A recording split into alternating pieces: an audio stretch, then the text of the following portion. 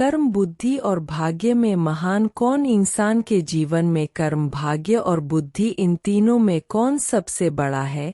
चलिए एक कहानी के माध्यम से जानते हैं। एक दिन स्वर्ग लोक में कर्म, भाग्य और बुद्धि यह तीनों चर्चा कर रहे थे कौन सबसे बड़ा है।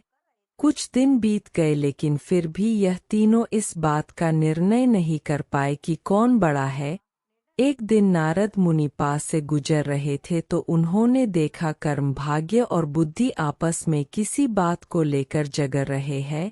तो नारद मुनि तीनों के पास गए और पूछा, आप तीनों किस बात पर इतना झगड़ रहे हो? तब कर्म, भाग्य और बुद्धि ने बोला, है नारद मुनि, अब आप ही विचार कीजिए कि हम तीनों में से कौन महान है।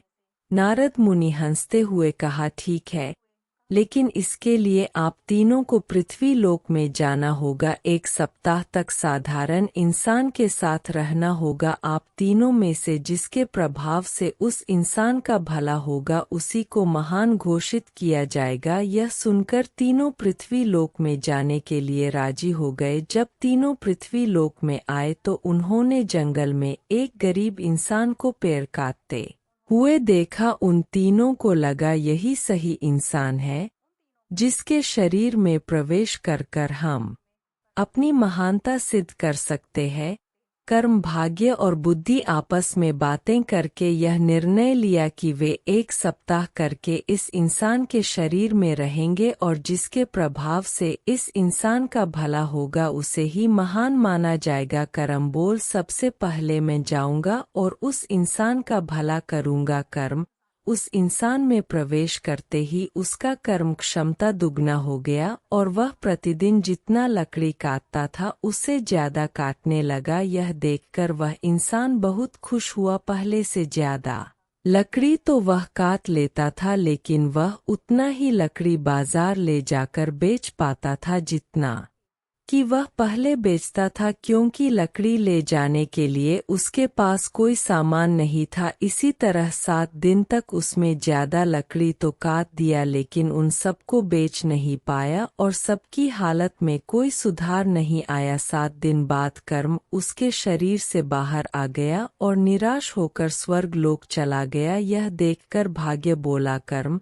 तो उसे धनवान नहीं बना सका, अब उसको धनवान बनाऊंगा। यह कहकर भाग्य उस गरीब इंसान के शरीर में प्रवेश कर गया। भाग्य के शरीर में प्रवेश करने के बाद जंगल में उस गरीब इंसान को बहुत सारा धन मिला। उस धन को पाकर वह खुशी से झूमने लगा। धन को कैसे संभाल कर रखते हैं और कैसे सही जगह पर उपयोग करते हैं, इसका ज्ञान उसको नहीं था और उसने सारा धन खर्च कर दिया। 7 दिन बाद भाग्य भी उसका साथ छोड़ दिया और निराश होकर स्वर्ग चला गया। बुद्धि ने भाग्य से कहा, देखना कैसे इसको धनवान बनाता हूँ। बुद्धि उस इंसान के मस्तिष्क में प्रवेश करते ही उसको ज्ञान की प्राप्ति हुई। उसने अपनी कुल्हाड़ी की धार तेज की और जंगल चला गया लकड़ी काटने। आज उसे ने पिछले दिन से कुछ ज्यादा लकड़ी काटी और सारी लकड़ी को एक रस्सी से बांधकर खींचते हुए बाजार ले गया।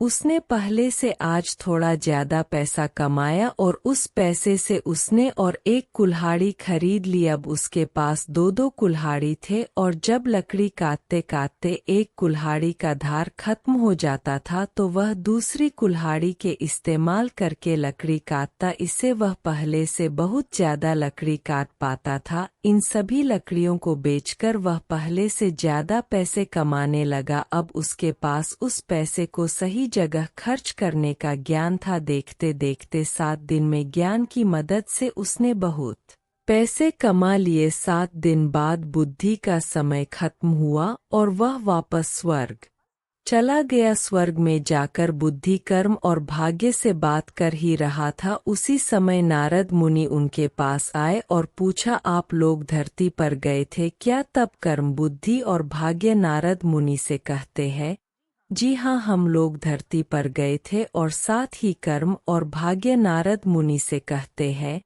हे नारद मुनि, बुद्धि ही महान है, क्योंकि जहाँ बुद्धि होती है वहाँ कर्म और भाग्य अपने आप ही चला आता है।